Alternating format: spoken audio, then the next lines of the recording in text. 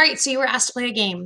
You were supposed to look at three logos and decide which one was better for a fitness class, a board game, and a makeup brand. I think this is important because when you're playing this game or we're talking about fonts, some of fonts are better fitting for a specific kind of company than others.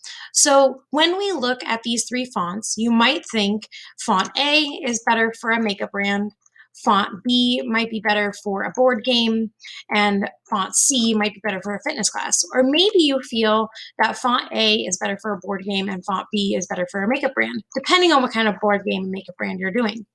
So it's important to note that really, of all three fonts, font C is most likely going to be used for a fitness class. And it's not just because you feel like, oh, that's what it's supposed to be. There's actual reasoning behind it. I want to show this to you because I think this is important, that if you look at the logo for Avon, Avon is a makeup company. There are things that we would use to describe this logo and the feeling it's giving, but they wouldn't necessarily be the same words that you would use to describe the actual font itself. The font is thin. Okay, and it has very straight lines, except for the O, obviously. And those would be words that we could use to actually describe the font. But the words that we actually want to give this might be something like sleek or modern.